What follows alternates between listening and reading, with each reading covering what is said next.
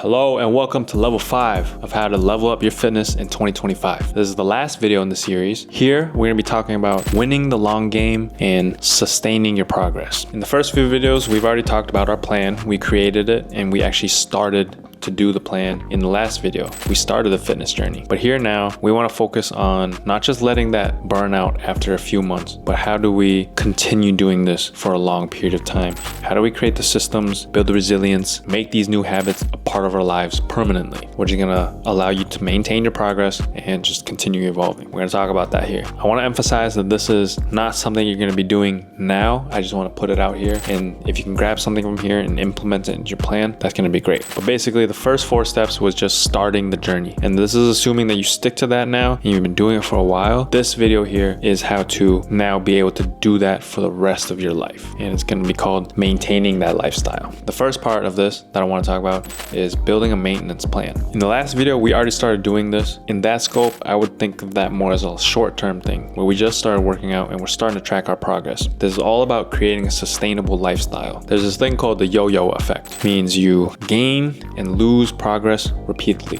You go up because you do it for a period of time, and it's a phase where you're highly motivated and you're doing everything right, but then something happens and boom, you go back down. Just like your motivation, just like anything else, there's just ebbs and flows in life. How do we keep this steady and going? This is why it's called a maintenance plan. It's how we maintain things. For me, in the beginning of my fitness journey, I was going hard. I was doing this. It occupied most of my life, right? That's how I spent all my time. But now that I've been doing it for a while and I've reached basically where I want to be, I'm just maintaining, making sure I can just stay about right here so that I'm not putting in maximum effort and I'm not putting necessarily in minimum effort. I'm just putting in a comfortable amount of effort to where I'm stable where I'm at. This typically means once you've been on your journey for a while and it's in the more intense phase of it, you're going to dial it back and transition to more of a maintenance phase. We basically just reduce the intensity, reduce the time required, and just keep the same habits a little less intense. All right. So if we were working out 3 hours before, at some point after a while, now we want to dial it back down to just an hour or 45 minutes or something like that, right? Just basically decreasing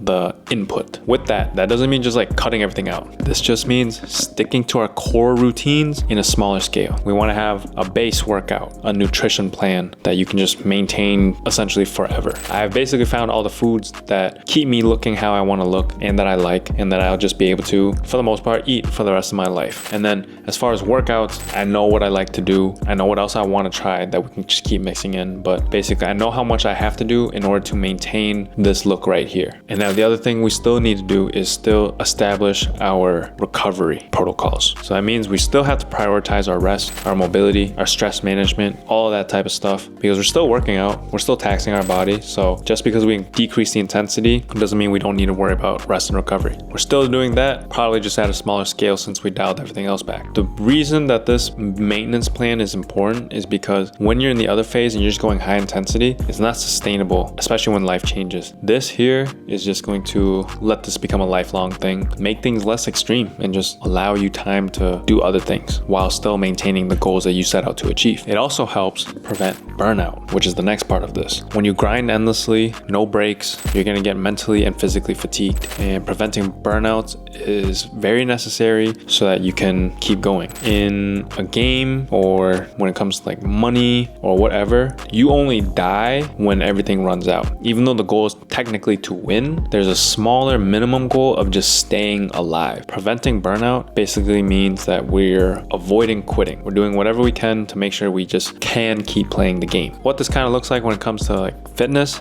is rotating our training styles when we feel like we're getting bored and we don't want to do it anymore. Because I've definitely seen people, once they get bored of weightlifting, they're just I don't know what else to do, stop weightlifting, and I go back to doing nothing. Here in my case, I'm trying to convince you that instead of that, you just rotate the style. Instead of strength training, now you go work on more endurance or more flexibility or go pick up a new sport. Whatever it is, you just want to maintain that active lifestyle. Keep it fun for yourself so that you're still doing something even though it's not what you originally started doing. You're basically just looking for new hobbies that are still active so you can stay fit. I don't know how to explain it, but just that variety is going to help you prevent burnout and not be bored. Now, another way of staying in this long game is to know how to handle your setbacks. Life happens, man. You can get injured, life gets busy, just unexpected things come up, and it kind of just derails you from your fitness routine. What I would call this is that you need some resilience to ensure that you can bounce back without losing any motivation. Even though it hurts sometimes when these things come up, you gotta stay motivated, or even if you're not motivated, you still just gotta bounce back, because you gotta stay alive. You gotta stay in the game. Personal story, a few months ago, I got injured in my calf. So I couldn't run, I couldn't do the cardio that I usually do. That sucked. So I had to figure out a way around that so I can keep playing this game, stay in shape, and keep doing the thing. I was able to do that. And then I learned how I can still do that while being injured. And I've been doing good, but literally just the other day, I re-injured myself on accident. I don't even know how it happened, really. It just happened. That is a setback. And now mentally, I'm figuring out how I'm going to do this again, because it's gonna suck. And is there anything I could do even more differently this time? It's just having a fallback plan. If you can predict that something might happen, or predict like what could go wrong, then you can figure out what you're gonna do in that situation. Other times, it can just be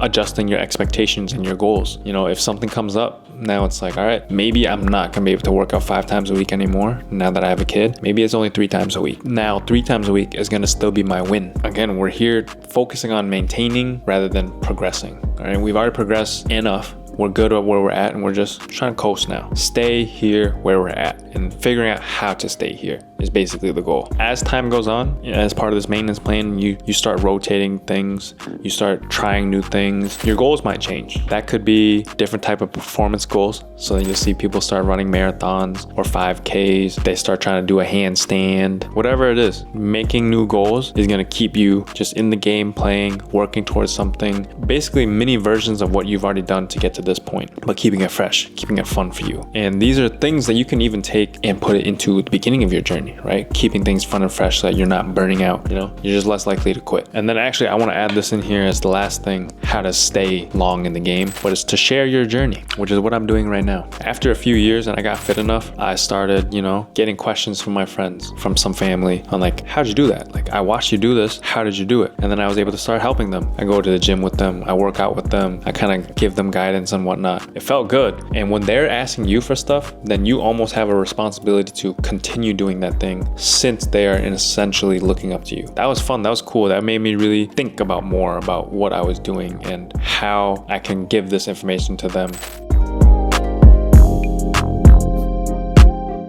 It basically helped me think about what I've learned along my journey, and then now I was able to give it to them in a more condensed way, which is then has led me to this step right here. And I want to do this, but at a larger scale. The last few years, I've been helping a few of my friends, right? But I can count that on like 2 hands. But now my goal in 2025 is to bring this knowledge to everybody else, put it out there on the internet for people to see. I mentioned it way in the beginning in my intro video, but my goal in 2025 is to help 10,000 people become fit. I'm hoping that you're one of them. Your 2025 goal is to become fit. Here we are, perfect match. I think I enjoy sharing the struggles, sharing my learning, sharing what I know. The good thing about fitness and health is like it's not really that competitive. We're all just here to become healthier, live longer, look better. And if I can help you do that, then I feel good. I want to remind you that when you join this fitness journey, it is a lifelong journey and you're not alone. So you go in here, you see people like me, people like you, other people on this channel. We all focus on one goal. We're all like-minded and we all want the same thing. So we're here to kind of just help each other. You know, when you help people, you just feel better.